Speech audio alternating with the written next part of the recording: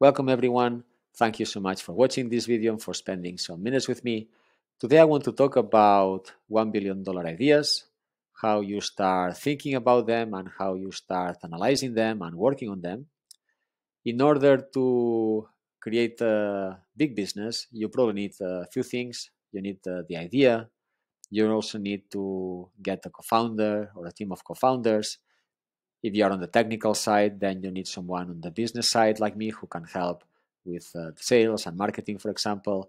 Or if you're on the business side, then you need to find a technical co-founder who can take care of technicalities and prototypes and those things. And then you need to put together some sort of deck or summary or pitch so that you can discuss your idea with potential investors who will invest and help you make and help you grow it. And so today the discussion is mostly about the idea. I'm not going to talk too much about investors or about co-founders. We'll leave that for a different video in the future. So at some point in the process, you will have to put together a deck, which is going to be like your pitch for meeting those investors. And you need to answer all these questions that you see on the screen and probably some more of them. A lot of people will do first is, this one here, right? So technical people most likely will start just building a prototype. Building something takes time and is expensive in terms of resources or hours or some initial money you may have to invest. And so what I like to do first, or what I think is, I like to spend time on the other questions and make sure that my idea is sound and solid, before spending any time building anything. And so the most important questions probably are how or what the problem is that you're trying to solve, identifying this very, very well, and then what's the particular solution for tackling that problem. And it has to be something that no one else is doing, so you have like a critical advantage. And then the rest of the questions, you also need to go through them to make sure that you actually are presenting to those investors a business idea that will grow substantially over the next few years. So what I've done today is I bring you an example.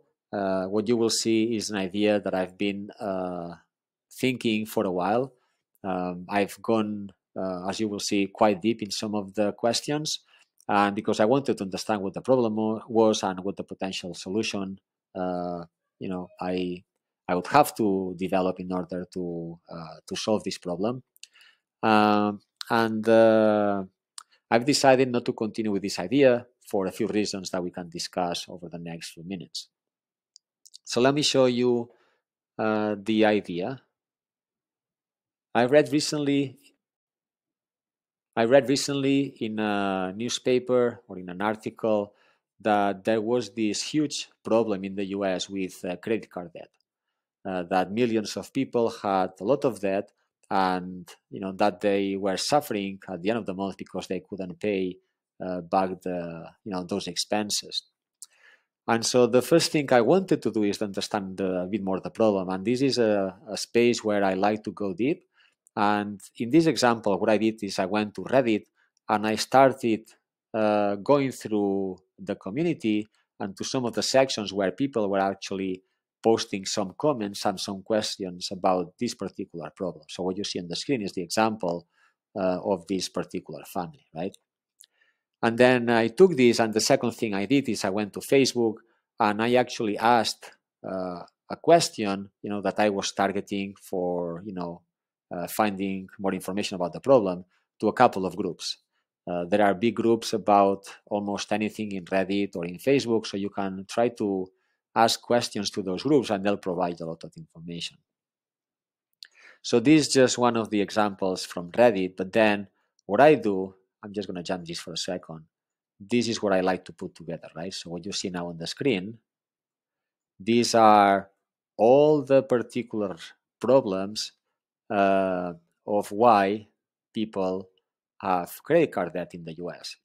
So those two articles or questions I posted in those Facebook groups actually brought me back about 300 comments from people responding to those questions.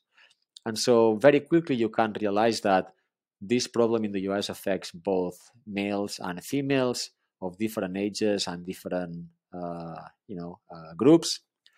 And so you can also split it into two subgroups, right? There are problems that are their own fault, and I will discuss some of those now, and some of the problems that are created more by the industry itself and not so much by the behavior of the particular people. So if we go deeper into the left-hand side here, these are the things that those community members from Facebook were responding to the comments, so to the questions. So they were saying things like, okay, so people, they are not treating cards as short-term loans that need repayment, or not having an emergency fund, or they have shopping addiction, or they probably had some side business that didn't work and that's they had to pay those expenses through the credit card. Maybe they believe what the banks tell them around how much they can afford, or keeping up with the Joneses, or not having self-control, or not having any idea of finance, how interest works and compounding effects. Also, some people have emotional spending, or they think that credit is free money, or that they are just bad with money. Consumerism was also a problem, not willing to tighten up to basically spend less at the end of the month, or not wanting to get a second job, living above their means, getting debt with multiple credit cards, thinking it's okay to just pay the minimum amount on the credit card every month, not making meaningful reductions to the credit card debt until there is extreme reduction of income, not getting rid of what you don't need, pressure to give kids what they want or demand.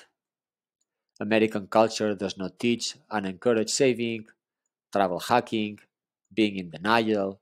People believe they deserve king or queen treatment without realizing they have to eventually pay back the cost. YOLO, or life is short mindset. Why not to live like tomorrow is going to be the end?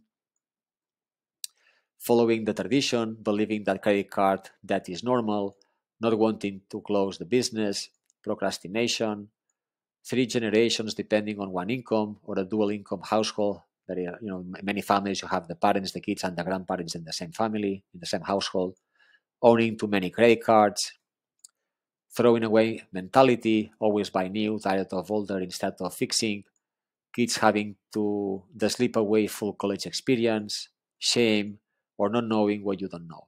So, when you read all these comments, then you can understand a little bit more what credit card debt problem means, right? And if we go now on the right-hand side, these are the things that were highlighted as being a potential problem, but actually they are not so much the fault of the particular people, right? Like, for example, the interest rates in the US are skyrocketing now, or the rentals of the apartments or the houses are also increasing, and so they have to pay them through credit cards, or wages not keeping up with inflation for a very long term. People can't afford what they used to, or not making a living wage, or every time you buy something on the credit card, you get a dopamine rush, or inflation pushing prices higher and higher, or it's too easy to spend on a credit card. We have an expensive healthcare system. They are encouraged by the lenders to spend above their means. There are credit card offers starting when people are too young, like below 18 years old, when they are, in high school or in college. They have, to pay for food, cars, insurance, veterinary care, or groceries, and those are going up and up in cost because of inflation, for example. Also because there are marketing ads all over the place, and that's convincing, people in the back of their minds to keep spending on the credit cards.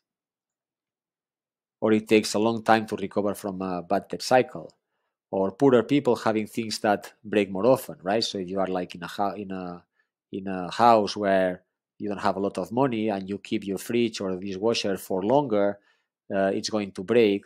Instead, for those families that buy, new fridges every few years, and so that means that they have to put those on a credit card. There are also out there in the market some predatory lending tactics, or it's difficult to get around without a card in some regions in the US. There are also high student loans. Credit card companies go to campuses at the start of the academic year and help students open accounts.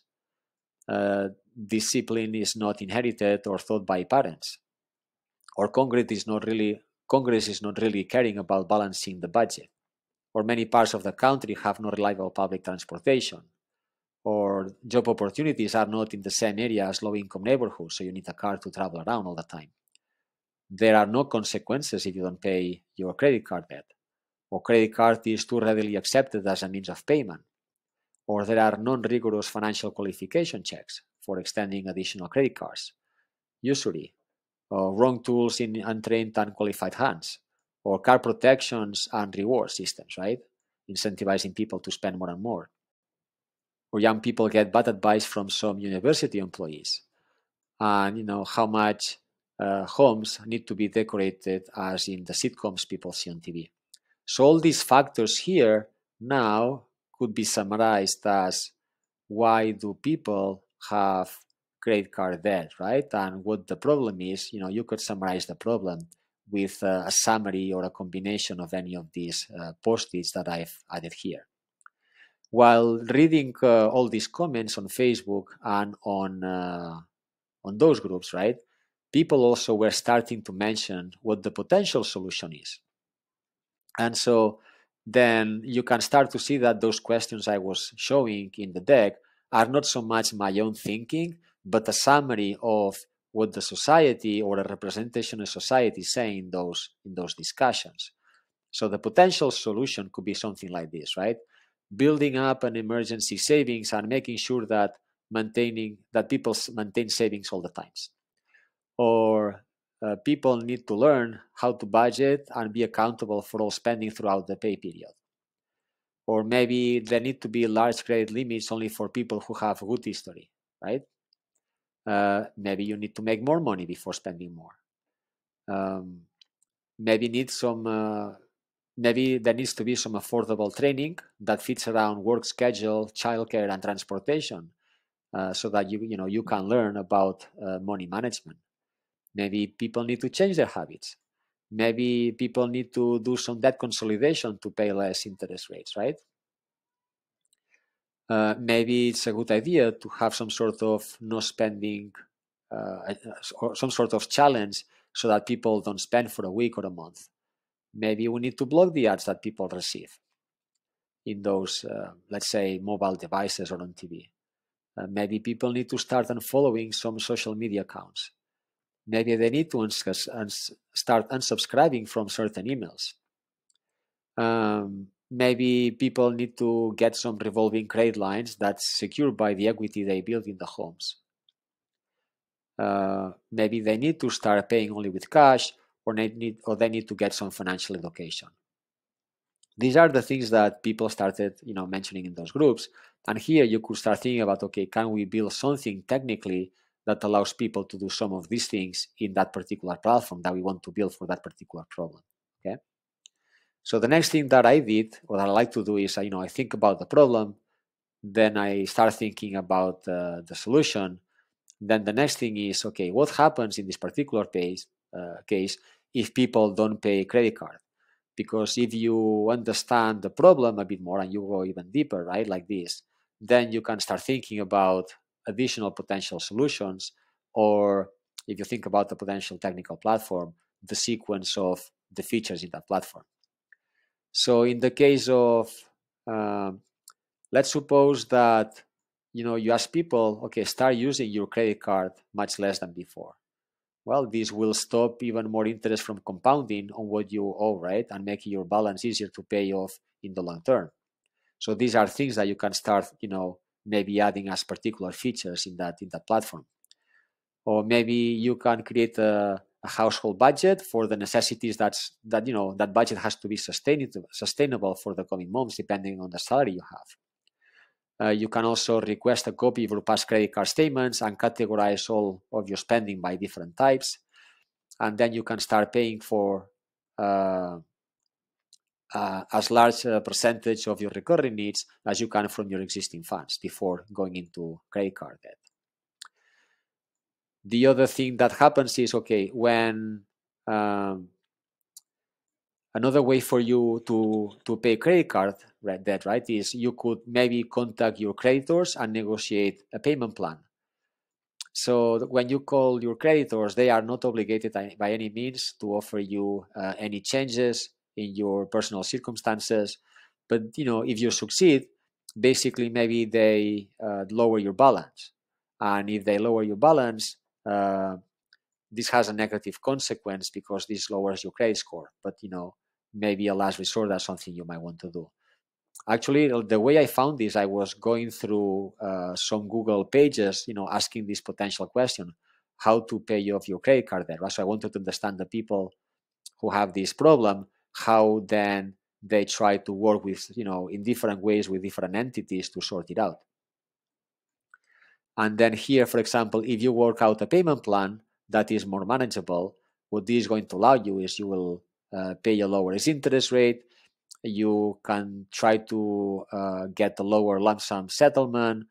You want to keep a copy of each payment confirmation. This helps fight back if creditors say that you owe more than money that you after making the payments.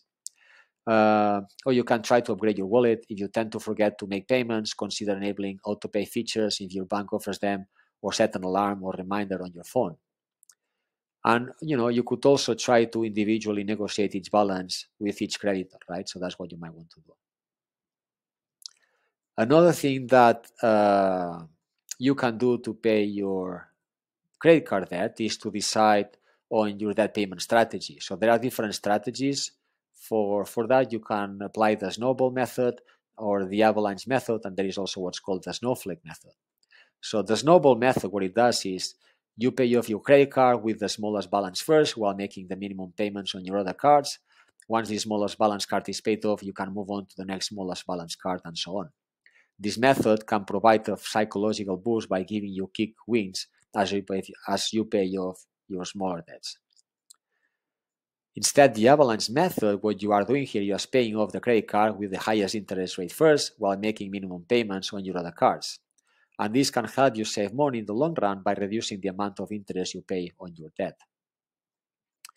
And the difference with Snowflake is that Snowflake is a one-time extra payment towards loans. Let's suppose you get a present, let's say a present or a gift of $100, then you would get those $100 and pay your credit card debt. That would be like a Snowflake type of strategy, right? Where all the extra goes into that payment.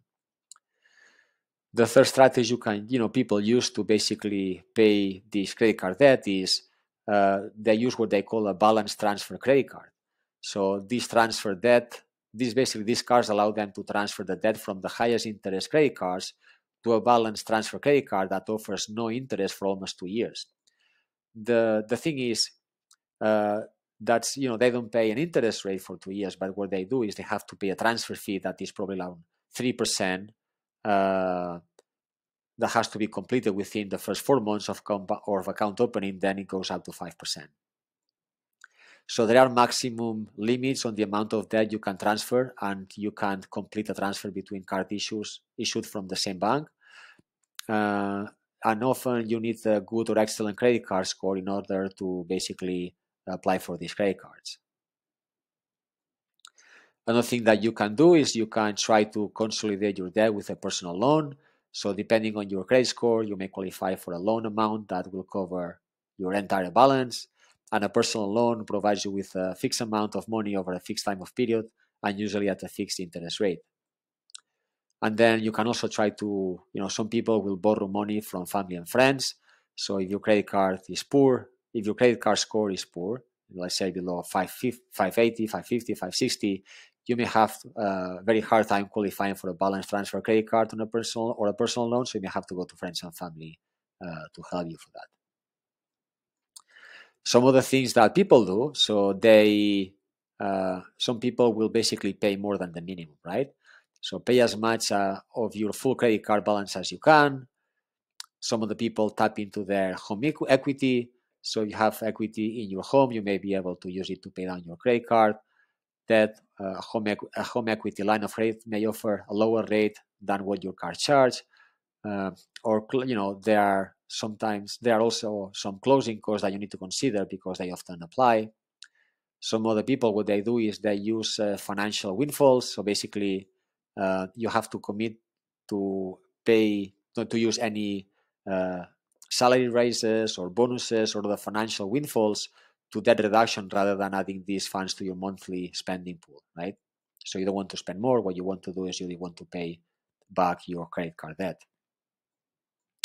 And what some of the people do, they basically automate the payments. So you go into your bank account and you say, I want this credit card to automatically be paid at the end of the month from this bank account. And so that system, allows you not to forget about making that payment and covering going forward. And then some of the people, what they have to do what they call debt relief. So they try to put together a debt management plan. This is usually created with the help of nonprofit credit counseling agencies. They are NGOs. They negotiate terms with your creditors and consolidate your credit card debt. And you pay this counseling agency by a fixed rate on a monthly basis. So I think that is, $25-$30 that you pay monthly, and then they help you create those discussions with the creditors. And if that doesn't work, some people, what they have to do, they have to go bankrupt. That is, they have to file for Chapter 7. Some of the debts, such as student loans and tax debt, typically can't erase in bankruptcy. But then what happens, they may have to go to court. The banks, if they possess something like a car or a house, whatever, they will end up with nothing. And that's a way to declare yourself insolvent, right? And if you have to do this type of settlement, then under a settlement, a creditor agrees basically to accept less than the amount you owe, even though it may sound like a good deal. It's not an option for most people. So basically, I'm just going through this very quickly, not explaining too much, but I want you to understand that I'm trying here to analyze what the problem is and what the potential solutions are for these people, right? And so now, instead of just being me thinking about, okay, this is a problem, these are the solutions, I think, you will see that if I actually wanted to build a business around this, I would start using or describing the problem as we read initially, and then I will start reading and describing the solutions as we see on the screen right now in any of these particular sections.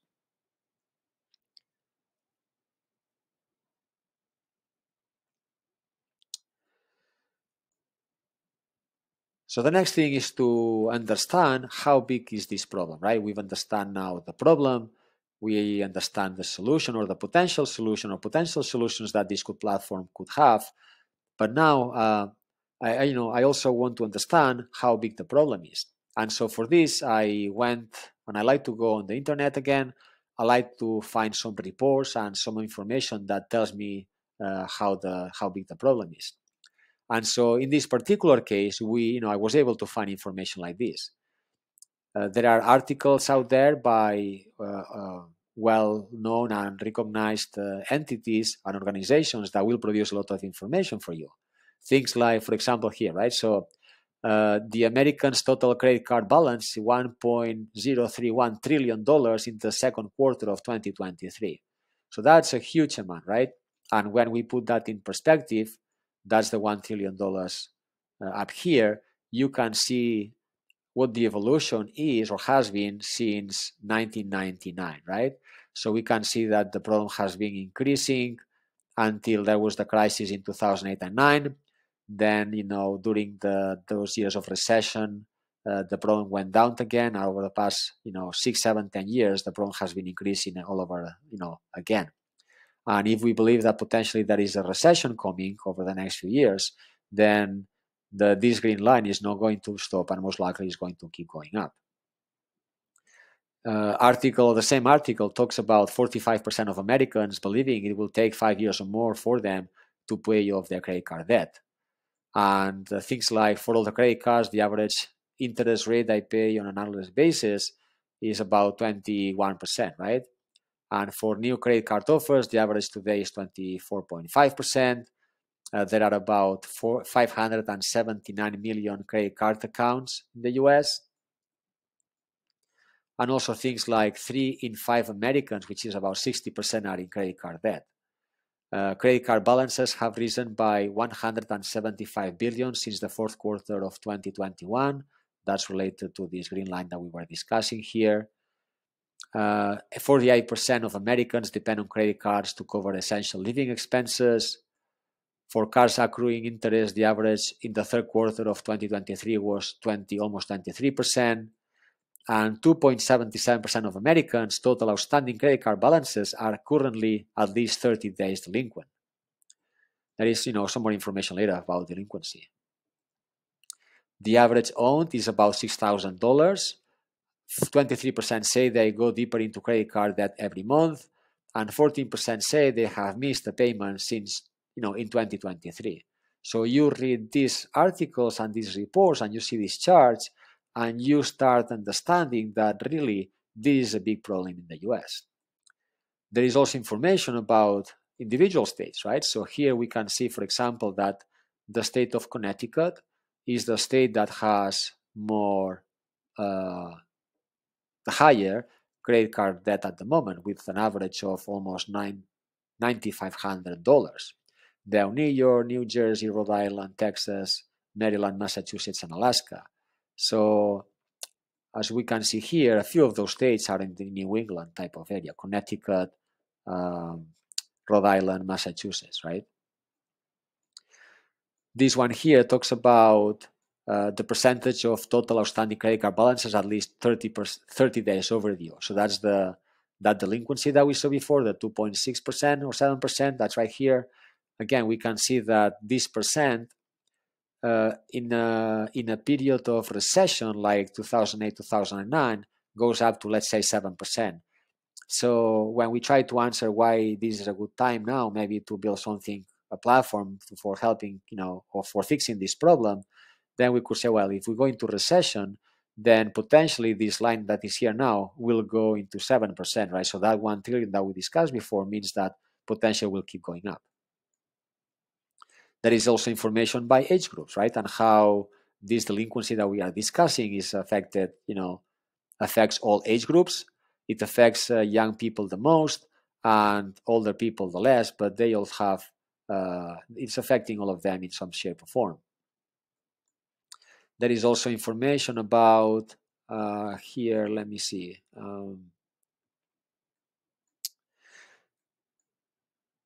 The credit card issuance by credit score.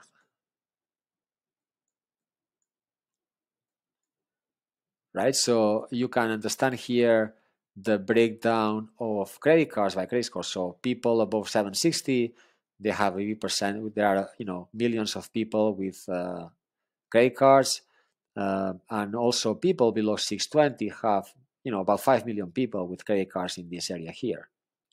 And if you mix this one with this one here, right, it's saying that delinquency rates by credit card score. So we can see that those people with a credit card score of 760 plus, actually the delinquency rate is very small, right? Since 2017, it's below, let's say, 0.5%.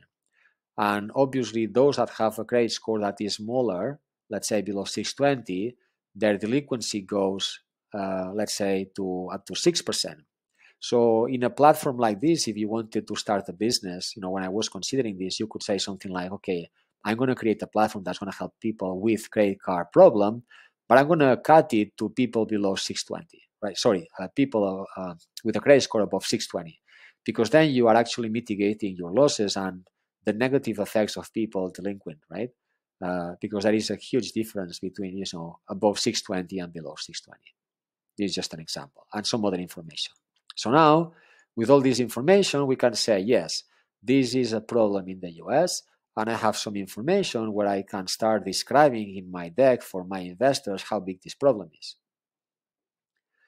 So the next thing I wanted to understand is, so what happens to people if actually they don't pay this credit card debt?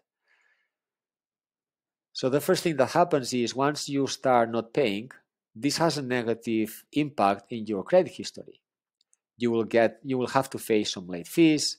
You will lose any promotional interest rates, and you may get a call from a collections agency. Now, the how this affects you depends in you are, let's say 30 days late or more than 60 days late and stuff like that. The more, the more time it takes you to pay your credit card debt, the higher the consequences, right? So 30 days late, that means that you pay a fee out of the total balance. You will have this negatively reported in your credit score, and this will be here probably for a while, and it's going to be more difficult for you to get additional loans. Instead, if you are 60 days late, this account is now going to be considered in default. The creditor may close your account. This account will be written off by this creditor, and you will still have to pay your debt. This will be in your credit report for about 7 years, and your account will be sent to a collections agency who will be responsible for trying to get the money from you, and you will be responsible for paying their fees as well, and potentially you'll have to face a lawsuit. And so these are, some of what happens to people as we were discussing. The other thing I wanted to do, or you have to do, is to look at competitors. So I started going into the internet as well and trying to identify what the competitors would be for me if I started building a business like this. So in this case, there is a company called SoFi, which I think is social finance, that basically has about 7 million members. And as you can see on the website, this is just a screenshot, but they offer any flavors or colors from personal loans to credit scoring insights, mortgage loans, student loan refinancing, investing, private student loans, credit cards, with 2% cashback, insurances, auto loan refinancing, and all that stuff. And so when you look at the history of some of these companies, when they started, let's say 7, 8, 9 years ago, they started for a particular reason, trying to solve a particular problem. I think in this case, they were trying to solve the student loan type of problem. And so they've grown so much that now everything is kind of commingled. And you wouldn't say that they are, fixing a particular problem anymore, at least from the description on the homepage. They just become huge conglomerates that they sell you everything basically to make more money.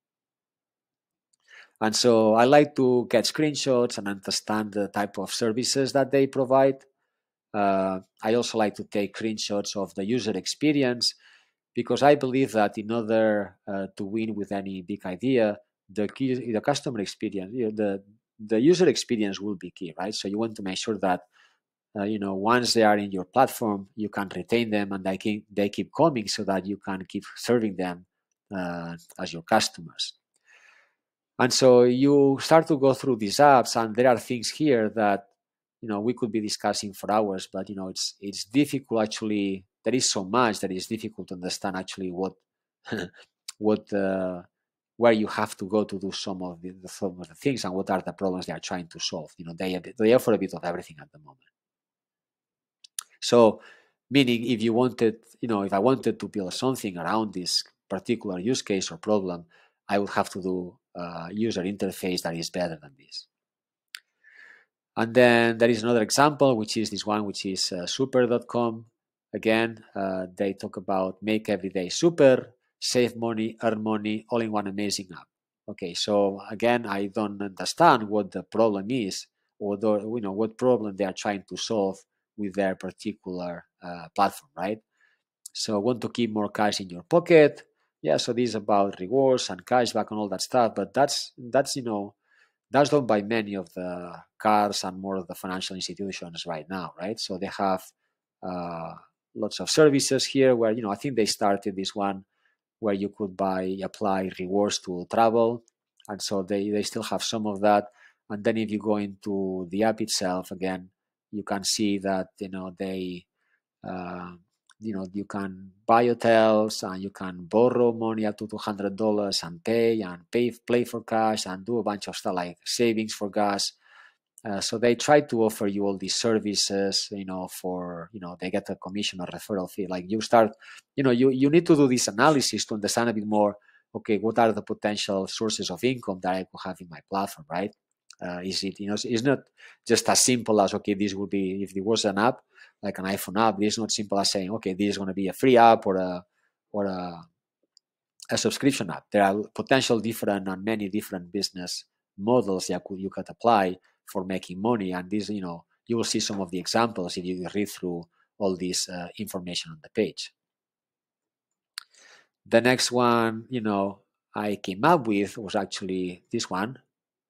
This one is a company in India that is called Cred, and that is having a lot of success in India.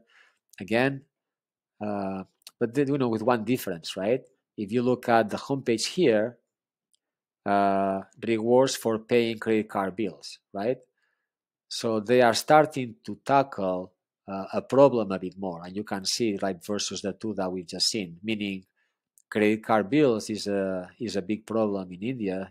Credit card debt is a big problem in the US. So you can start to see that messaging and more information about what the problem they're trying to solve. Then they have the app, and you can see, that they offer rewards, and you get, basically, if you pay your bills, you get coins and you get gems, and then you can apply those to get some deals in the platform. They talk about trust, they talk about security, and some of the things. And again, different or new ways for providing payment systems that are secure. And you can see some of the things that you could potentially be doing in the platform for tackling this particular use case in the US. And then I also saw this one that is called Relief. And this one, will be probably more a direct competitor. As you can see, it says the app that destroys your debt, right? So we've identified the problem, which is credit card debt. And this is an app that actually destroys that debt, that helps you, pay back your debt. And so I'm showing you these few examples just because when you look at this, it's not only about one, understanding the competition, but also things that you could be doing better, but also about understanding things that you could be doing better than them for, attracting those potential customers and keeping those customers happy and engaged inside the platform. And then finally with this, the other thing, at some point you'll have to, think about the prototype, as we discussed before, right? And the features that you want to include in that prototype. So prototype can be many different things. Some people will just start coding without thinking about all this. I like to think about this first and then think about a particular prototype. For me, a prototype is something, it's the smallest shape and form that you can build to start getting someone love your product, but also pay for it, right? So if you can make that possible, then you'll most probably have some product market fit, and your customers will be happy. You can iterate and grow from here. I'll tell you a story about 20 years ago I started a company. It was a social network for entertainment professionals, and I was very naive back then. We spent about 2 years building the complete website. So when we launched it, the market had changed so much that it was very difficult for us to actually retain or convince anyone from paying. So since that experience, I prefer much more the lean methodology, which means you start with something very small. It's called the crawl, walk, run type of iterative approach, where you build something small. You try to get your first customers. They need to love it. They need to be willing to pay for it. And then you keep iterating based on their feedback until you get full product market fit. But anyway, I was trying to think here about a potential MVP or prototype of what the features would be to be included in this type of platform if I wanted to build something like this. And as you can hear here, for example, I was thinking, okay, we need a profile for the users, right? Then we need to basically build some sort of community. I really liked the discussions and the feedback from the Facebook groups I created initially and what I saw in Reddit. So I thought maybe having a community inside this platform or some sort of grouping or chatting or forum would allow the users to be very engaged and come back to the platform for more. And then there are things that we need to help them, right? We need to basically maybe analyze their credit cards. We need to be able to understand, from those expenses that they have, identify any late fees so they can cut them very quickly. We need to understand the credit score. Can we now maybe put some strategies, as we've seen, like in the potential solutions that are simple for them to start paying off those credit card debts? Can this platform maybe just be invite only, and we only applies to people who are above 620 credit score, as we saw before, right? Maybe we need to start sending them notifications for, hey, there is a payment coming for this credit card. Make sure that you pay it and things like that. So I started thinking about the potential features of the potential prototype. And then I also started thinking about, okay, how can we make this a business, right? So is this going to be a subscription model where you have the app or the platform is fully free for the most of the users, but then there is a particular section or there are some upgrades where they are subscription based? Is it going to be a referral fee for, we allow you to get some particular loans that help you pay back your credit card debt, and we get a referral for those financial institutions? Do we apply e-commerce here? Like, all these rewards that we've been, you accumulate rewards if you pay your bills, then you can get those coins or those gems and then get some e-commerce as a reward, right? And then we charge a fee to those e-commerce companies for listing their products in the platform. And maybe also there could be some ads in the platform for some particular consolidation debt or some other strategies that could be done, or some particular, from financial institutions. And then I started thinking about this section, which for me is probably one of the most important ones. What feature will be so unique in your platform or in my platform that will be so different to what the other platforms have built already, for this particular use case or problem, or, from the competitors or the potential competitors, that will stand out so much that will make our users stay with our platform instead of just leaving very quickly. And so I couldn't find anything that would be so amazingly better or crazy better that I decided not to continue with this idea. Although, yes, there is a problem, and it's a huge problem that needs fixing. And there are solutions out there or there are solution ideas for fixing this problem. Some of those solutions are already in some of the competitors, but for me, an idea like this probably needs some sort of new technology or something very different that helps those people. And so I couldn't find anything better, and I decided not to continue. And I think before investing any money or any time in a prototype, I think it's a good exercise so you can convince yourself. I not only discussed this, with myself, I then took all this information and I discussed it with a few people. I had a few meetings with some friends, and I was not able to come up with something much better. So some of the things that we discussed, you can see here, like, okay, can we get, when we think about e-commerce, right, we were saying e-commerce, can we link the reward system to an e-commerce type of platform? Could e-commerce companies offer a 25% discount?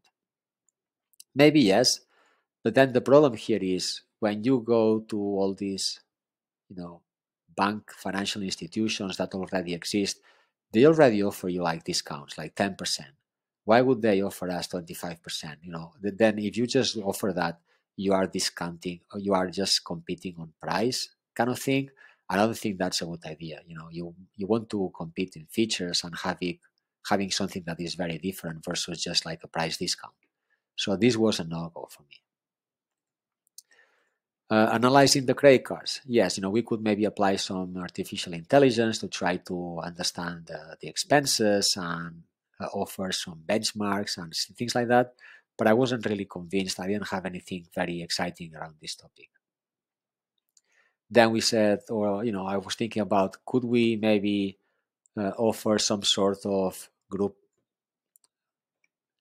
Could we offer some sort of Groupon type of system where the community or people, you analyze the expenses and you see that, let's suppose you identify that a group of people are buying from Walmart, right? Could we then proactively, have discussions, let's say with Walmart, to offer discounts to these people in advance because of the bulk of purchasing that comes from your platform? So this, if was possible, would be like a good idea. But then I wasn't feeling too excited about it. There are two platforms out there that offer bulk discounts already, so I didn't know to continue with that. And then the other thing that I think could be done is, could we have like a peer-to-peer private platform where people like me or some other people lend money to the people who have credit card debt. And there are some platforms out there that already exist, but once you go into the lending space, it's all regulations and it's a complicated space that increases the bar for what you have to do. So building that prototype becomes more difficult. And so, as I said, I couldn't find anything major to actually disrupt what was being done, and I decided not to continue. So now, with all this information that we've discussed about the idea that we've been analyzing, I want to show you how you start building the potential deck that you will use then for pitching your idea to investors, right? So let's start with this one. So what's the problem, right? So the problem is that many people have increasing credit card balances and substantial credit card debt in the US. That's the problem, right? So we've discussed that. How big is the problem, right? So Americans' total credit card balance hit an all-time record of 1 trillion in the second quarter of 2023. We've seen the information, we know where it's coming from. Every month, this amount increases another $8 billion, and 30 billion of credit card balances, around 3%, are currently at least 30 days delinquent. So very quickly, and there is no design in these pages. This is just a quick summary because I'm working, because I just use these slides for me for making sure that I have something I can discuss with my friends and get some feedback. But obviously, you would then put some design to these pages and use them for pitching your idea to investors. Why do people have this problem, right? So you want the investor to be with you in this particular story. You need to tell them a story, and it's a story that is coherent and that makes sense. Well, they don't know how finance or interest rates and compounding effect work. We've seen some of this feedback again in those comments that we saw from the Facebook groups, right? They live above their means or owning too many credit cards and they are bad managing them. A bunch of other reasons that define why the people have this problem, and we've seen that before. What happens if people don't pay the credit cards, right? So you put a summary of what the real problem is, after 30 days and after 60 days. So once you define the problem and now the investor is with you in that problem, then you define the solution. And here is where you need to define how you could fix this, right? And so I was trying to define something like a free credit card payment platform that tracks financial behavior and rewards its members for engaging with others, clearing the credit card bills on time, and progressively paying off their debt. So with this description here, you can understand, okay, this is a platform, right, that analyzes the credit cards that will reward the members with engaging. So if you participate in that community, in those forums, and you help other people, you get rewards as well. if you pay your credit card bills on time, you also get rewards. And if you pay your debt, you also get those rewards, and then you can use those rewards for getting for redeeming them, with e-commerce or something similar. Then you need to define why now is a good time for this particular app or this particular platform. And I've mentioned a little bit about this before. If we believe that over the next few years we are going into recession, then this number here of delinquency will just keep going up. And also this number here about the 1 trillion, it just, will just keep going up. The now, I'll give you an example of the now. It was about in the year 2001 or 2002. I don't remember now. I was in London. I was working in London at the time. And I remember going out, with my friends and with my girlfriend. Maybe it was, let's say, 1 a.m. in the morning. And it was very, very, very complicated to find a cab in the middle of London at that time at night. It was impossible. And so technology wasn't there ready for, inventing something like Uber or Lyft, right? Those businesses came back, were developed years later. And so what the now means, you need actually to think about why now is the right time. And this type of chart, you believe that there is maybe recession coming. That's easy then to explain the now. And that's a question that you should try also to answer for any other ideas that you have. I'll give you another example. I was in having dinner also, I think in London about, the same year, like 2001, 2002, 2003. And new iPhones and Androids were, had not been developed yet. And I remember going to a restaurant with a friend and discussing, imagine a future where actually, we could grab our telephones and make, pay for this dinner with the telephone, right? So the technology wasn't ready back then to do that. Technology came out later, and we never executed on those two ideas. So if we had started those ideas back then, now who knows? Maybe we would have developed something that would be totally amazing and big and crazy. But we never did. And so you always try to think about why now it's possible. Maybe is it the right time for this now or not, right? This next one tries to define how big the market is. And so you need to think about how many people, how many companies out there will actually could be your customers. And in the case of credit cards, there are about 200 million Americans. There are about 200 million Americans that have credit card debt. So those could be our customers in this case. And then if you grow outside the US, then obviously you'll have more customers in Europe, in Australia, etc., etc. And then it's not until at this point that you start thinking about the features, right? So if you want to build that prototype, what's the minimum definition of a prototype that you will have to build to make this lovable by your users so that they spend some money? And what you see in yellow, this is just a few examples of the things that I was thinking of building for this particular idea.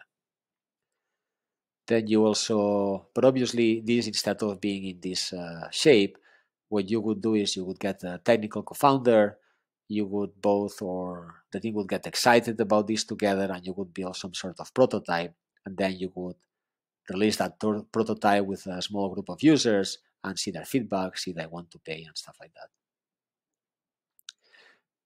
The next one is about the best alternatives.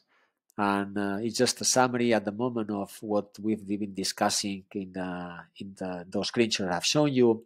And also here I have some additional feedback from other companies that I was able to find afterwards. And then how you make money, right? So I'm trying to summarize here the different ways that this platform could make money. So one of the pieces of feedback was that why pay a subscription if these people are in credit card problem anyway? They don't want a subscription fee.